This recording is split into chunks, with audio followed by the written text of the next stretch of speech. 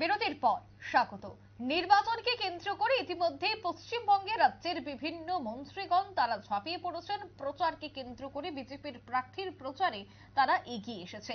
এবার খবর যে আজ অর্থাৎ বুধবার দুপুরে বাঁকুড়া লোকসভার অন্তর্গত রঘুনাথপুর বিধানসভার সাহেবডাঙ্গা কমিউনিটি হল ঘরে নেতুরিয়া ব্লকের অধীন বিজেপির 1 নম্বর মণ্ডলের সরবরে ও সালতোর অঞ্চলে বুথ সভাপতি এবং শক্তি কেন্দ্রের প্রমুখদের নিয়ে আয়োজিত একটি কর্মী বৈঠক হয়। আর সেই কর্মী বৈঠকে প্রার্থীর সমর্থনে আজ উপস্থিত ছিলেন ত্রিপুরা সরকারের মন্ত্রী সুশান্ত চৌধুরী।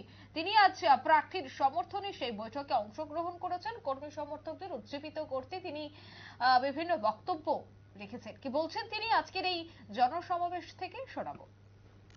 প্রজেক্টের রাস্তা হচ্ছে, কেন্দ্রীয় সরকার করছে, আর এরা বলছে যে আমরা করছি।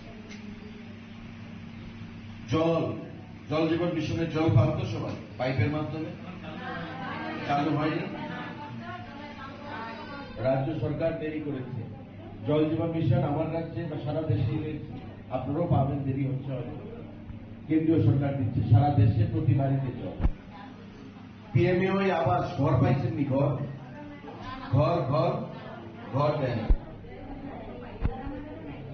আপনাদের না। যদি পাইতে চান তবে মোদীজিকে বিজেপি সরকার লাগবে। বিজেপি সরকার ছাড়া মোদীজি বলেন কি হর ঘর মকান, প্রতি বাড়িতে আমি মকান চাই আমাদের মায়েদের জন্য। মায়েরা যেন সন্তানদেরকে নিয়ে, তার স্বামীকে নিয়ে, পরিবারকে নিয়ে ছাদের তলায় থাকতে পারে। উপরে টালি না, উপরে টিন না, ছাদ থাকবে, ছাদ রাখবে। তাই মোদীজিকে শক্তিশালী করুন। আপনার ঘর, জল, ভাতা 3000 টাকা, সমস্ত কিছু ভারতীয় জনতা পার্টি আপনাদেরকে প্রদান করবে। তাই 25 তারিখ আপনারা সবাই কর্তব্য চিহ্নে ভোট দেবেন। আপনারা শুনলেন মন্ত্রীর বক্তব্য। বুথ সভাপতি এবং শক্তি কেন্দ্রের প্রমুখদের নিয়ে সেই বৈঠকের আয়োজন করা হয়েছে। রঘুনাথপুর বিধানসভার সাহেবডাঙ্গা এলাকায় হয় সেই বৈঠক, যেখানে প্রচুর সংখ্যক মহিলা থেকে শুরু করে পুরুষেরা অর্থাৎ বিজেপি কার্যকর্তারা উপস্থিত ছিলেন। প্রত্যেকের মধ্যেই ছিল আলাদা উৎসাহ। নিয়ে নিচে ছোট্ট একটি বিজ্ঞাপন বিরতির সঙ্গে থাকুন।